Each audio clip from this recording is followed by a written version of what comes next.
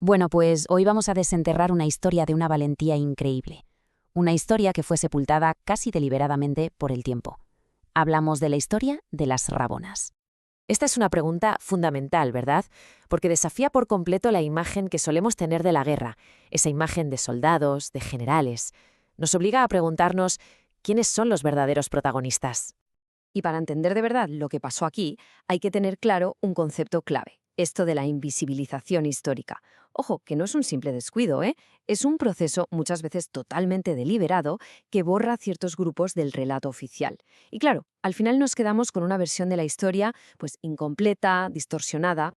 Vamos a ver entonces cómo funcionó este borrado histórico en un momento crucial, en plena y devastadora Guerra del Pacífico.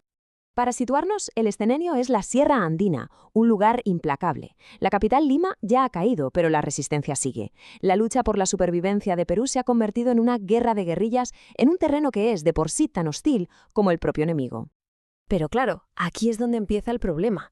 La narrativa oficial, la que nos han contado siempre en los libros, pues solo cuenta la mitad de la historia. Se centra en el heroísmo de los militares, de los hombres, y deja completamente en la sombra a la fuerza que en realidad hizo posible toda esa resistencia. Así que es el momento de ponerle nombre a ese motor oculto, de hablar del corazón que de verdad impulsó la resistencia en los Andes. Hablamos de las Rabonas. Y sí, el nombre viene de que marchaban al rabo, a la cola de las columnas del ejército.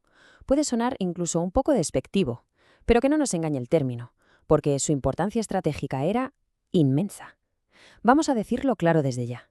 Sin ellas el ejército sencillamente no podría haber luchado. Y este es el punto clave, ¿eh? No eran un simple grupo de apoyo pasivo, para nada. Su papel era todo. Eran la logística, preparaban la comida, limpiaban las armas, eran las enfermeras curando a los heridos con sus conocimientos de medicina tradicional, eran espías infiltrándose en los campamentos enemigos. Y sí, cuando hacía falta también eran soldados. Como dijo un observador de la época, eran el complemento necesario del soldado peruano, una descripción que la verdad se queda hasta corta. Pero claro, todo esto tiene un coste. Vamos a asomarnos un momento a la brutal realidad a la que se enfrentaban estas mujeres cada día. Es que su capacidad de resistencia era increíble. Pensemos en esa imagen que es real. Una mujer dando a luz durante la marcha y casi sin detenerse reincorporarse con su bebé recién nacido a la espalda. Es casi inconcebible, ¿verdad? Pues esa imagen resume a la perfección la magnitud de su sacrificio y de su fortaleza.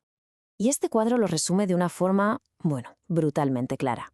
Fijaos en el contraste. Ellas lo daban absolutamente todo. Alimentaban, curaban, luchaban, pero a cambio no recibían nada. Cero estatus oficial. Ni paga, ni raciones, ni la más mínima protección por parte del ejército al que mantenían en pie. Y claro, los peligros no estaban solo en el campo de batalla, ni mucho menos. Eran vulnerables a la violencia del enemigo, sí, pero es que a veces también sufrían maltratos dentro de sus propias filas. Y luego estaba la humillación, como la de cortarles las trenzas, que para una mujer andina es un símbolo de identidad, de orgullo. Era un ataque directo para intentar quebrarles el espíritu. Todo esto nos lleva a la gran pregunta, al misterio central de toda esta historia. ¿Cómo es posible? ¿Cómo es posible que un grupo tan absolutamente vital fuera borrado por completo de la historia oficial? Pues no fue un accidente. Su desaparición fue el resultado de una serie de filtros muy potentes. Primero, la historia la escribían hombres de la élite, que solo se fijaban en las hazañas militares. Segundo, el prejuicio. Eran mujeres, indígenas y pobres, así que para la élite que escribía la historia simplemente no eran importantes. Tercero, su trabajo, que era crucial, se consideraba doméstico, algo sin valor estratégico.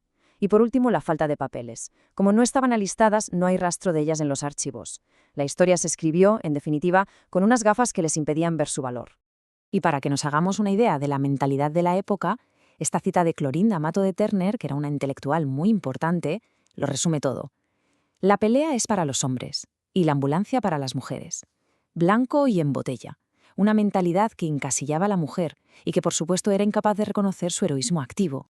Pero por suerte la historia no acaba aquí, en el silencio. Su memoria no se ha perdido del todo y de hecho se está recuperando con fuerza.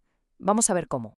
Es increíble, porque a pesar de que la historia oficial las ignoró, su recuerdo sobrevivió durante más de un siglo, casi de forma clandestina. No se mantuvo vivo en los libros de historia, sino en el llamado Perú profundo, en las historias que las abuelas contaban a sus nietas esperando el momento de volver a salir a la luz. Entonces, ¿por qué es tan importante recuperar esta historia?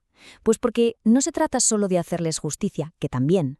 Se trata de que, al hacerlo, transformamos por completo nuestra idea de lo que es el heroísmo, de lo que es la resistencia e incluso de la identidad de una nación. Nos obliga a repensar qué significa de verdad tener valor. Al final, la historia de las Rabonas nos deja con una reflexión, y es bastante provocadora. Nos obliga a cuestionar las historias que siempre nos han contado, y lo que es más importante, a pensar en las que no nos han contado. Porque muchas veces es precisamente en esas páginas que faltan donde se encuentra el verdadero corazón de la historia.